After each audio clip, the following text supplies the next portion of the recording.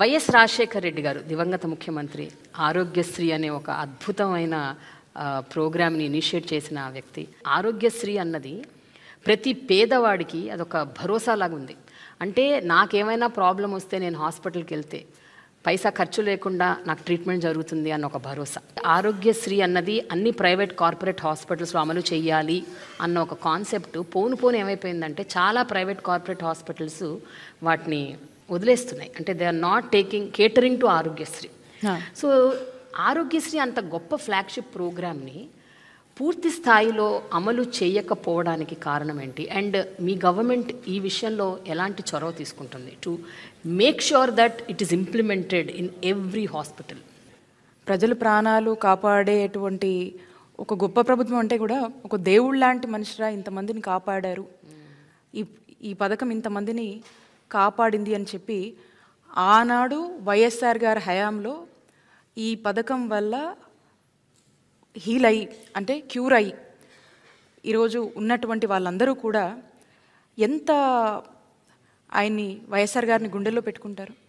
ఆ తర్వాత ఎవరు కూడా ఈ ఆరోగ్యశ్రీని పూర్తి స్థాయిలో బలోపేతం చేసి కానీ దీన్ని ఆరోగ్యశ్రీని ఇంకా స్ట్రెంథెన్ చేయడం కానీ దీన్ని ఇంకొంచెం ఇంప్రూవ్ చేద్దామని కానీ ఎవరు కూడా ఆలోచన చేయలేదు.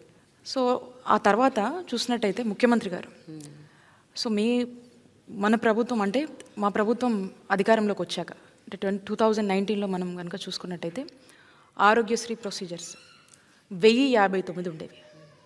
1059 ఉన్నటువంటి ప్రొసీజర్స్ని మా ముఖ్యమంత్రి గారు 3257 ప్రొసీజర్స్కి తీసుకొచ్చారు. ఇన్ని ప్రొసీజర్స్ని యాడ్ చేశారంటే అంటే క్రమక్రమంగా ప్రజల నీడ్స్ ఏంటి, ప్రజలు ఏ సేవల కోసం హాస్పిటల్స్కి వస్తున్నారు, ఎక్కడ ప్రజలకు డబ్బులు ఖర్చు అవుతున్నాయి, సో ఏ ప్రొసీజర్స్ మీద డిమాండ్ ఉంది, ఏ ప్రొసీజర్స్ మనం పెడితే వాళ్ళకు చేతి నుంచి రూపాయి అవుట్ ఆఫ్ పాకెట్ ఎక్స్పెండిచర్ పడకుండా ఈరోజు మనము ఉచిత వైద్య సేవల్ని వాళ్ళకు అందించి ఈరోజు వాళ్ళకు మనం అండగా ఎలా నిలుస్తామనే దాని మీద కంటిన్యూస్ స్టడీ. టీడీపీ హయాంలో 742 హాస్పిటల్స్ ఉన్నాయండి, ఎంపానల్డ్ హాస్పిటల్స్ 742 హాస్పిటల్స్ ఉన్నాయి. జగనన్న వచ్చాక ఈరోజు 2350 హాస్పిటల్స్ వరకు కూడా సుమారు ఎంపానల్డ్ హాస్పిటల్స్ ఈరోజు రాష్ట్ర ప్రజల కోసం ఈరోజు పనిచేస్తూ ఉన్నాయి. In and out of AP, Bengaluru, Chennai, హైదరాబాద్తో పాటు అంటే 700 చిల్లర ఒకసారి ఎక్కడండి? ఈరోజు 2350 హాస్పిటల్స్, ప్రైవేట్ హాస్పిటల్స్ మీరు నచ్చిన చోటకి వెళ్ళండి, ప్రభుత్వం కడుతుంది, ప్రభుత్వం భరిస్తుంది, మీకు మంచి వైద్య సేవలు మేము అందిస్తామని చెప్పి ఈరోజు ప్రజలకు భరోసా ఇస్తున్నటువంటి ప్రభుత్వం జగనన్న ప్రభుత్వం. టీడీపీ టెన్యూర్లో మనం తీసుకున్నట్టయితే ఆ టైంలో ఆరోగ్యశ్రీకి 5 ఏళ్లకు వాళ్ళు ఎంత ఖర్చు పెట్టారు చెప్పనండి? 5,000 చిల్లర ఖర్చు పెట్టారండి. 5,000 కోట్లు. ఎస్, అంటే 5177 crores వాళ్ళు ఖర్చు పెట్టారు. ఈరోజు జగనన్న ప్రభుత్వంలో మనం చూసినట్టయితే మనం అధికారంలోకి వచ్చాక 2019 నుంచి ఈ రోజు వరకు చూసుకుంటే 10,000 కోట్లకు పైగా కూడా ఈ 4.5 సంవత్సరాల్లో మనం ఖర్చు పెట్టడం జరిగింది. ఈరోజు ఈ సంవత్సరం నేను చెప్తా ఉన్నాను, ఆరోగ్యశ్రీ ట్రస్ట్ కింద 4,100 కోట్లు మనం ఖర్చు చేస్తూ ఉన్నాం ఈ సంవత్సరమే నేను చెప్తుంది. హాస్పిటల్స్ బిల్స్ ఏవైతే ఉన్నాయో అవి పెండింగ్లో ఉన్నాయి, అవి కట్టలేదు గవర్నమెంట్, అవన్నీ అలా పెండింగ్లో పడిపోయింది. మీకు నంబర్స్ చెప్పాను నేను, వైద్య సేవలు ఏ విధంగా ఇస్తున్నామో చెప్పాము. మీరు చూసినట్టయితే ఈరోజు ఆరోగ్యశ్రీ కోసం మనం చూసినట్టయితే ఈరోజు రాష్ట్రంలో ఉన్నటువంటి 90% ఆఫ్ ది ఫ్యామిలీస్కి ఈరోజు ఆరోగ్యశ్రీ కింద వైద్య సేవలు మనం ఉచితంగా అందిస్తున్నాం. 90% of the families. And up to limit తెలుసా అండి మీకు? లిమిట్ గతంలో మీరు చూసినట్టయితే 5 లక్షల వరకే ఉండేది. ఈ రోజున 25 లక్షల వరకు కూడా పెంచి ఈరోజు జగనన్న ప్రభుత్వం వైద్య సేవలు అందిస్తూ ఉంది. మనం ఈ విధంగా మనము ఇంత హోప్ని, భరోసాని కల్పిస్తూ ముందుకు వెళ్తుంటే ఇక ప్రతిపక్షాలు ఇంత మంచిని కూడా ఓర్చుకోలేవు ప్రేమ గారు, కాబట్టి మాట్లాడుతూ ఉంటాయి.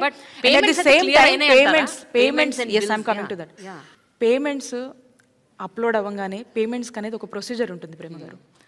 సో ఇది రికరింగ్.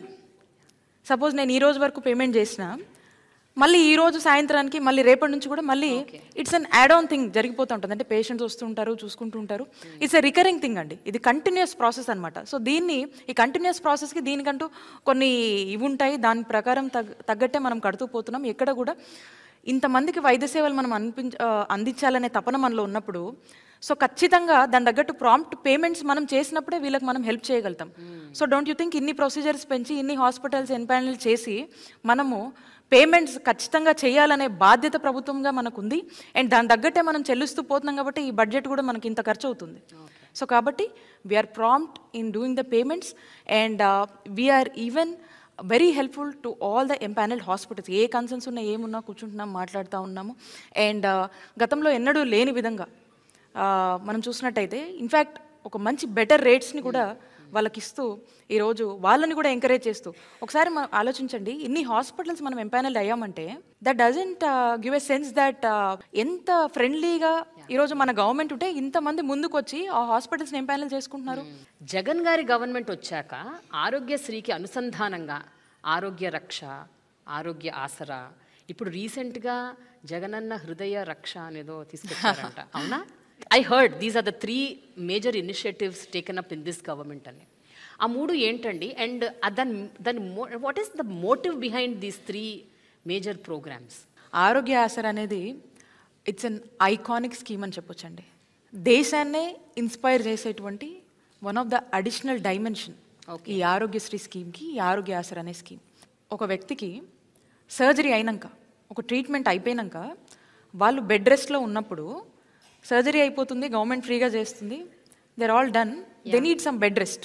డాక్టర్ చెప్తారు ఇన్ని రోజులు మీరు పని చేయొద్దు, ఇన్ని రోజులు ఇదని చెప్పి కొన్ని జాగ్రత్తలు చెప్తారు.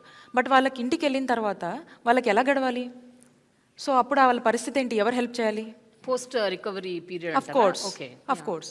సో ఈ పోస్ట్ రికవరీ పీరియడ్ అనేది ఏదైతే ఉంటుందో వాళ్ళకు ఆ సస్టైనబుల్ ఎలవెన్స్గా ఫైనాన్షియల్ అసిస్టెన్స్ని ఈరోజు ప్రభుత్వం ఇస్తూ డాక్టర్ రికమెండేషన్ మేరకు ప్రతిరోజు కంటే 225 రూపాయల నుంచి 5,000 వరకు కూడా ఒక నెలకి ఈ చొప్పున డాక్టర్ రికమెండేషన్ మేరకు వాళ్ళకు ఇంట్లో ఉండి రికవరీ పీరియడ్లో కూడా వాళ్ళు ఏదైతే మా కూలికి వెళ్ళలేకపోతున్నాము, డైలీ వేజ్ ఎర్న్ చేయలేకపోతున్నాము, పని చేసుకోలేని పరిస్థితిలో ఉంటారో ఇది ప్రభుత్వం వాళ్ళకు ఫైనాన్షియల్ అసిస్టెన్స్ ఇచ్చి ఒక భరోసాని కల్పించేటువంటి ఒక గొప్ప ఆలోచన అండి. ఇది ముఖ్యమంత్రి గారు చేశారు. ప్రతి వ్యక్తి పట్ల ఏ విధమైనటువంటి బాధ్యత ఈరోజు ముఖ్యమంత్రి కన్నా కూడా ఒక తోబుట్టులాగా బాధ్యతగా తీసుకున్నారు కాబట్టే ఇవన్నీ సాధ్యమవుతున్నాయి అని చెప్పొచ్చండి.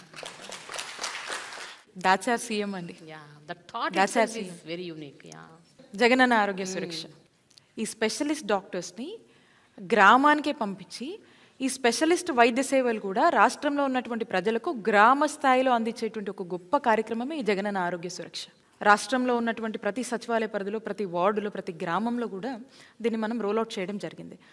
సో ఇందులో ఇంటి దగ్గరే కొన్ని 7 టైప్స్ ఆఫ్ టెస్ట్ అంటే నీడెడ్, బీపీ అవ్వచ్చు, షుగర్ అవ్వచ్చు, ఇట్లాంటివి ఇంకా కావాల్సినటువంటి టెస్ట్లు, ఒక మినిమం టెస్ట్లన్నీ కూడా ఒక 7 టైప్ ఆఫ్ టెస్ట్ ఇంటి దగ్గరే చేసి సో ఆ రిజల్ట్ని చూసి వాళ్ళకు చెప్పి కన్సల్టేషన్ ఎప్పుడుంది, ఏంటి, నీడెడా కాదా అని చెప్పి ఒకవేళ నీడెడ్ అయితే సమ్ ఎయిల్మెంట్ ఈజ్ సీన్ అంటే ఏదైనా ఉంది అనిపిస్తే, కన్సల్టేషన్ కావాలనిపిస్తే ఇమీడియట్గా క్యాంప్ దగ్గర తీసుకెళ్ళడము, అక్కడికి రౌట్ చేసి అక్కడ ఈ స్పెషాలిటీ వైద్య సేవలు సంబంధించినటువంటి కన్సల్టేషన్ని ఇక్కడ వాళ్ళకి ఇవ్వటము, వాళ్ళు వచ్చి ఇక్కడ చూపించుకోవడము, అండ్ అక్కడ తగ్గిపోతే అక్కడే వాళ్ళకి మందులు ఇవ్వడము, మళ్ళీ దీన్ని ఫ్యామిలీ డాక్టర్ ప్రోగ్రామ్తో అటాచ్ చేయడం. సో వీళ్ళు ఏంటంటే కంటిన్యూస్గా ఆ ఫ్యామిలీ డాక్టర్ ప్రోగ్రాంలో భాగంగా వీళ్ళకి ట్రీట్మెంట్ వచ్చి మళ్ళీ కాన్స్టెంట్ కేర్ అనేది ఉంటుంది. మళ్ళీ ఈ డేటా ఇంటిగ్రేట్ చేస్తారు ఫ్యామిలీ డాక్టర్లో ఈ డేటా. సో కాబట్టి వాళ్ళకు ఏం కావాలన్నా కూడా అక్కడే చూసుకునేటువంటి పరిస్థితి. ఇక్కడ మీరు చూసినట్టయితే ఒక ఎగ్జాంపుల్ మీకు చెప్తాను. ఈ జగనన్న ఆరోగ్య సురక్ష ప్రోగ్రాంలో అద్దంకి నియోజకవర్గంలో వేమవరం మా దగ్గరలో ఉంటుంది. ఆ కాన్స్టిట్యున్సీలో పేరమ్మ అని ఒక ఆవిడ ఉన్నారు. ఈవిడ అక్కడికి ఏదో బాగోలేదని వెళ్ళి చూపించుకుంటుంది ఆ స్పెషాలిటీ వైద్య సేవల దగ్గర. ఈ జగనన్న ఆరోగ్య సురక్ష ప్రోగ్రాంలో భాగంగా చూపించుకున్నప్పుడు తనకి క్యాన్సర్ ఉందని తెలుస్తుందండి. సో అక్కడే స్క్రీనింగ్లో తెలిసింది. అక్కడే సమ్ ఇంటర్వెన్షన్ ఈజ్ నీడెడ్ అనేది అలామైంది. అండ్ ఇమీడియట్గా క్యాన్సర్కి సంబంధించిన వైద్యం ఇప్పుడు తను అందుకుంటుంది. సో ఇలాంటి గ్రామాన ఇలాంటి పరిస్థితులు ఎంతమంది ఉండుంటారు అంటే వాళ్ళు నెక్స్ట్ లెవెల్ కేర్ అంటే ఇమీడియట్ అటెన్షన్, వాళ్ళ హెల్త్కి ఇమీడియట్ అటెన్షన్, ఏం కావాలి, ఏ మందులు కావాలి, ఎక్కడ ట్రీట్మెంట్ కావాలి, ఏం ఇష్యూ ఉంది అనే దాని మీద. సో వాళ్ళ ఒక లాంగ్ లైఫ్ని హెల్తీగా కాపాడుకునేటువంటి ఒక గొప్ప అవకాశం ఈ జగనన్న ఆరోగ్య సురక్ష.